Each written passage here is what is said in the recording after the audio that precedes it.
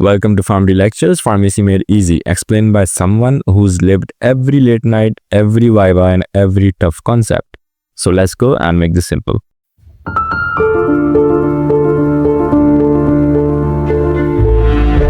Hello everyone, and today we are back with the brand new lecture that is pharmaceutical analysis. और आज हम एक नया topic शुरू करेंगे. ठीक है, ये सब्जेक्ट फार्मेसी का एक हिस्सा है जो क्वालिटी कंट्रोल और क्वालिटी एश्योरेंस की बुनियाद है बेसिकली. ठीक है, इसके बगैर हम दवाइयों की बात करें, हम कॉस्मेटिक्स की बात करें, या हम फूड्स की बात करें, या हम डिफरेंट डायग्नोस्टिक टेस्ट की बात करें. ठीक है, यानी कि डिफरेंट डायग्नोस्टिक टेस्ट जो होते हैं उनकी प्योरिटी, पोटेंसी या सेफ्टी को इंश्योर नहीं कर सकते इसके बगैर.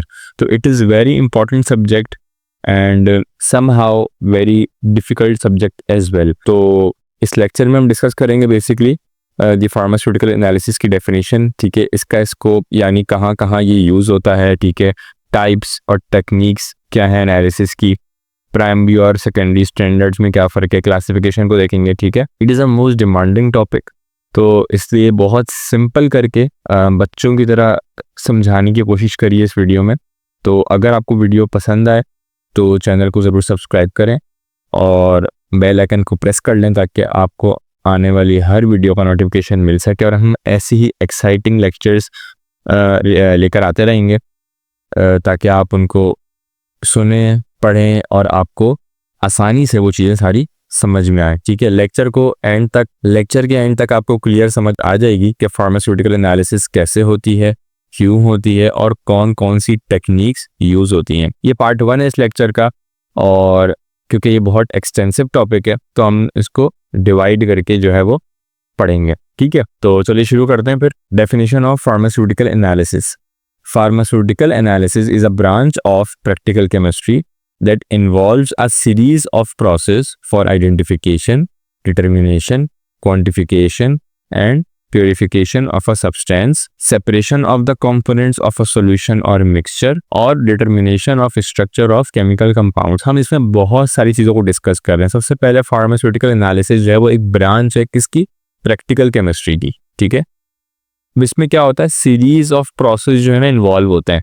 आइडेंटिफिकेशन होती है, डिटर्मिनेशन करते हैं, क्वांटिफिकेशन करते हैं और प्योरिफिकेशन करते हैं किसी भी सब्सटेंस की. ठीक है, सबसे पहले अगर हम बात करें आइडेंटिफिकेशन का मतलब क्या है, मालूम करना कि ये जो सब्सटेंस है, ठीक है, वो असल में है क्या, आइडेंटिफाई करना. Okay, then we have determination and quantification, मालूम करना कि कितनी क्वांटिटी है उस सब्सटेंस की. ठीक है, then we have purification, impurities को निकाल कर उस चीज को प्योरीफाई करना, that is purification. Okay, then we have separation of the components of a solution or mixture. solution है या कोई भी mixture है, ठीक है, उसमें से हमने components को separate out यानी कि mixture को अलग अलग components में break करना, तोड़ना या separate out करना. ठीक है, और क्या करते हैं, और determination of structure of chemical compounds. chemical compound का असल structure मालूम करते हैं. chemical structures होते हैं, बहुत सारे होते हैं, आपने पढ़े होंगे, बेंजीन के, अल्काइन के और अल्कीन के. तो उन्हीं केमिकल स्ट्रक्चर्स की बात हो रही है. तो ऐसे बहुत सारे कॉम्प्लेक्स केमिकल कंपाउंड्स होते हैं, तो उनके स्ट्रक्चर की डिटर्मिनेशन में भी फार्मास्यूटिकल एनालिसिस का एक बहुत बड़ा रोल है. ठीक है, इसकी मिसाल ऐसे दे सकते हैं हम कि जब हम किसी फैक्ट्री में नई रॉ मटेरियल रिसीव करते हैं, ठीक है, टैबलेट्स बनाने के लिए, तो सबसे पहले हम कंफर्म करते हैं कि ये असल में वही सब्सटेंस है जो चाहिए और ये प्योर है.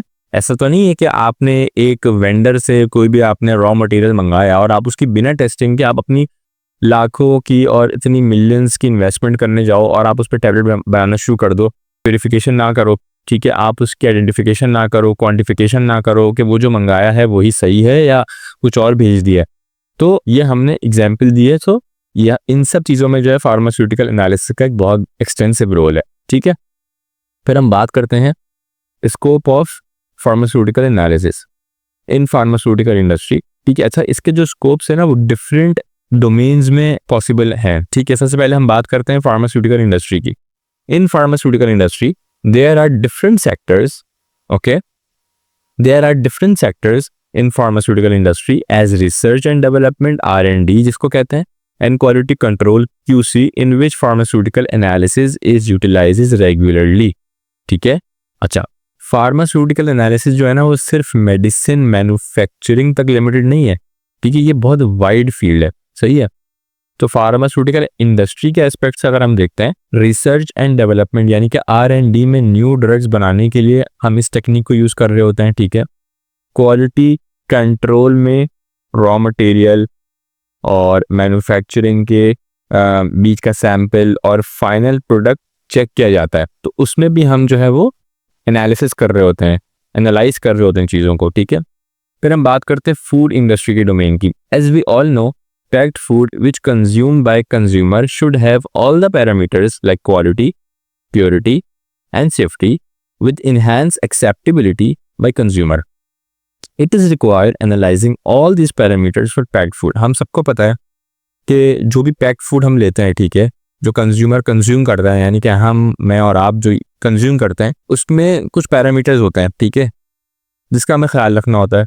क्वालिटी उसकी अप टू द मार्क है, सब स्टैंडर्ड तो नहीं है, प्योरिटी तो है, इम्प्योर तो नहीं है, सेफ्टी है यानी कि कंज्यूमर ड्रिवन सेफ्टी पॉसिबल है उस चीज़ से, यानी कि हम उसको कंज्यूम कर सकते हैं, हमारी हेल्थ के लिए नुकसान तो नहीं है। तो ये कुछ पैरामीटर्स जिसका हमें ख्याल रखना होता है, ठीक है। तो हम उसको एनालाइज करते हैं, ठीक है।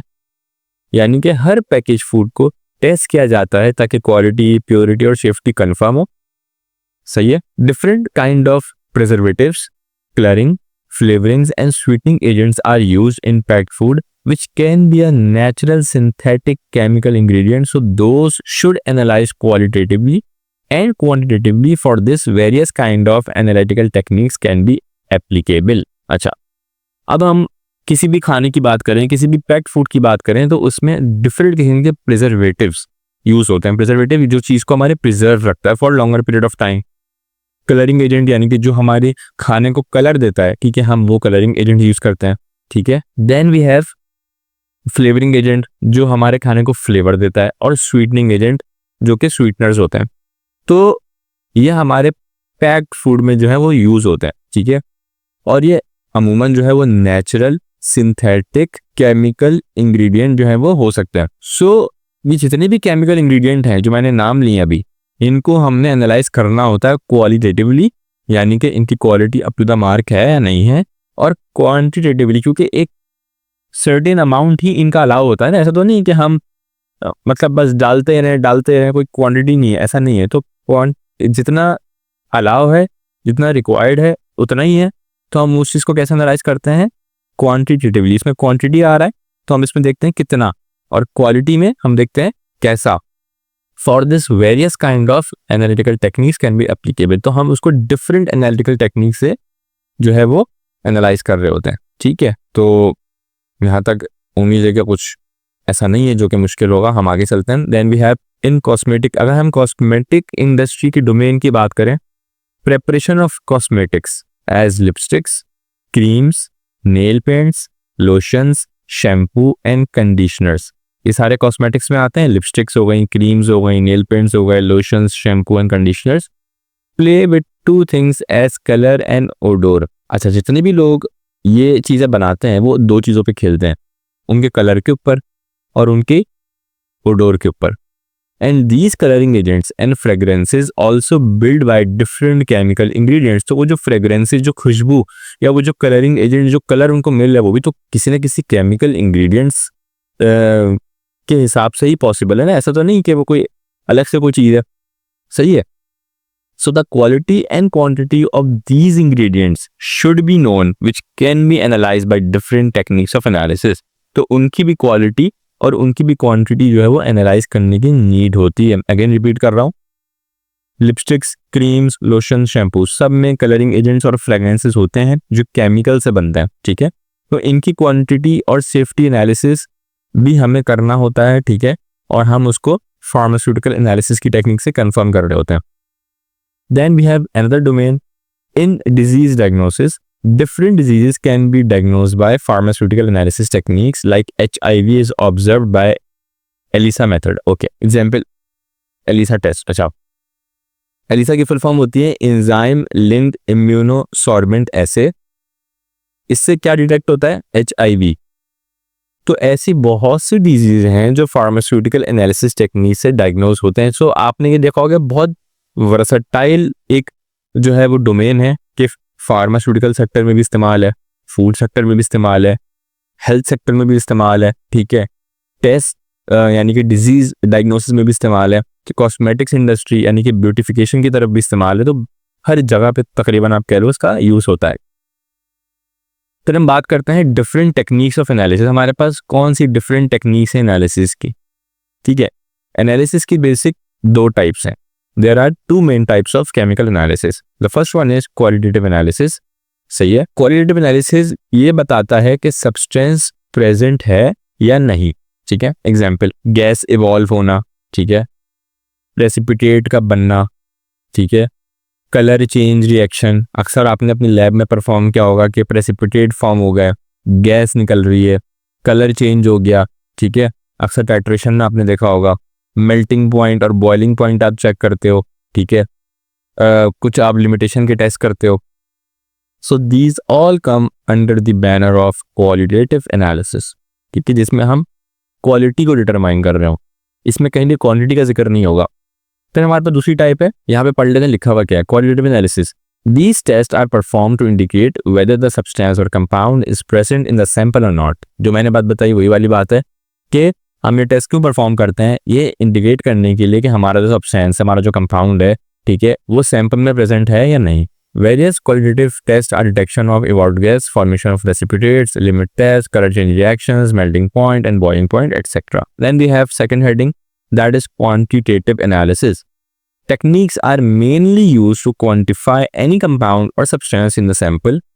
ये बताता है कि सब्सटेंस की एग्जैक्ट क्वांटिटी क्या है। फॉर एग्जाम्पल, एक टैबलेट में एक्टिव इंग्रेडिएंट कितने मिलीग्राम है, 500 mg, 600 mg, 250 mg, 200 mg, ठीक है। तो सिंपल अल्फाजों में अगर समझाऊं, क्वालिटेटिव का मतलब होता है पहचान और क्वांटिटेटिव का मतलब होता है अमाउंट, ठीक है। दैट्स इट, वेरी सिंपल, कभी नहीं बोलेगा इस तरह। फिर हम बात करते हैं analytical techniques classified into the following categories. सही है। एनालिटिकल टेक्निक्स के मेन ग्रुप्स ये हैं, ये ग्रुप्स हैं volumetric analysis, electrochemical analysis, spectroscopic analysis और क्रोमेटोग्राफिक एनालिसिस। अब इन डिफरेंट ग्रुप्स के अंदर इसकी डिफरेंट सब डिविजन्स है, वो हम सब पढ़ेंगे अभी, ठीक है। तो पहले हम बेसिक से शुरू करते हैं, यानी कि वॉल्यूमेट्रिक एनालिसिस। नाम में आ रहा है वॉल्यूम, इसमें क्या करेंगे, वॉल्यूम मेजर करके एनालिसिस करेंगे, ठीक है। इलेक्ट्रोकेमिकल एनालिसिस में क्या है, इलेक्ट्रिसिटी का यूज करके एनालिसिस करेंगे। स्पेक्ट्रोस्कोपिक एनालिसिस में क्या है, लाइट का यूज करके स्ट्रक्चर या आइडेंटिटी मालूम करेंगे, ठीक है। क्रोमेटोग्राफिक एनालिसिस में हम क्या करते हैं, मिक्सचर के कंपोनेंट्स अलग करना, यानी कि हमारे पास एक मिक्सचर होता है, उसमें हम डिफरेंट कंपोनेंट्स को सेपरेट आउट कर रहे होते हैं, ठीक है। तो these are the main 4 groups. अब इसके अंदर हमारे पास कुछ सब डिविजन है, वो हम डिस्कस कर लेते हैं, अभी कोई इशू ही नहीं है, ठीक है। वॉल्यूमेट्रिक एनालिसिस से पहले हम बात करते हैं। Volumetric method of analysis, as name is clear that in this titration volume is used. क्योंकि वॉल्यूम की बात हो रही है तो इसमें हम टाइट्रेशन वॉल्यूम का इस्तेमाल कर रहे होते हैं। So it is quantitative methods. अच्छा, ये हमारे पास एक क्वांटिटेटिव मेथड है, सही है। वॉल्यूमेट्रिक एनालिसिस क्लासिफाइड इनटू, अच्छा, अब वॉल्यूमेट्रिक एनालिसिस हमारे पास फर्दर इन 4 में क्लासिफाई है। जिससे पहला आता है हमारे पास एसिड बेस टाइट्रेशन। टाइट्रेशन हम इसमें कर रहे हो तो इसमें हम टाइट्रेशन का जिक्र बार बार करेंगे। Acid base titration, acid base titration हमारे पास 2 टाइप्स की होती हैं, aqueous titration and non aqueous titration. Second हमारे पास होती है रिडॉक्स टाइट्रेशन। थर्ड हमारे पास होती है कॉम्प्लेक्सोमेट्रिक टाइट्रेशन एंड फोर्थ हमारे पास होती है प्रेसिपिटेशन टाइट्रेशन। हम इन सब टाइट्रेशन को भी डिस्कस कर सकते हैं फ्यूचर में आने वाली वीडियोस में। अगर आप लोग अपना इंटरेस्ट शो करते हैं तो आप मुझे कमेंट करके ज़रूर बताना, और हम इन सब पे एक डिटेल और सेपरेट वीडियो करेंगे। ये बहुत एक तरीके का जो है वो इम्पोर्टेंट सब्जेक्ट है, तो अगर मैं पढ़ाऊंगा तो आपको आसानी से चीज़ें क्लियर होंगी और समझ में भी आएंगी, ठीक है। वॉल्यूमेट्रिक मेथड्स में ना हम टाइट्रेशन कर रहे होते हैं, ठीक है, जहां एक लिक्विड का वॉल्यूम मेजर करते हैं जो सैंपल के साथ कंप्लीट रिएक्ट करे। ये क्वांटिटेटिव मेथड है क्योंकि ये हमें एग्जैक्ट अमाउंट देता है, ठीक है। अच्छा, इसका हमारे टाइप्स हमने डिस्कस कर ली। एसिड बेस टाइट्रेशन एक्वस या नॉन एक्वस मीडियम में होता है, ठीक है। Redox titration oxidation reduction 9 matric में आपने पढ़ा होगा, रिडक्शन पर बेस होती है, ठीक है। कॉम्प्लेक्सोमेट्रिक टाइट्रेशन ये न्यू है, ठीक है। स्टेबल कॉम्प्लेक्सेस बनाने पर, कॉम्प्लेक्सोमेट्रिक में क्या है, कॉम्प्लेक्स का जिक्र हो रहा है, स्टेबल कॉम्प्लेक्सेस बनाने पर बेस्ड होता है ये, ठीक है। जैसे EDTA टाइट्रेशन मेटल्स के लिए कर रहे होते हैं, ठीक है। Then we have precipitation titration, insoluble precipitate बनाने पर ये टाइट्रेशन जो है वो बेस्ड होती है। फिर हम बात करते हैं electrochemical analysis. Electrochemical methods are analytical techniques that use a measurement of potential, charge or current to determine an analyte's concentration.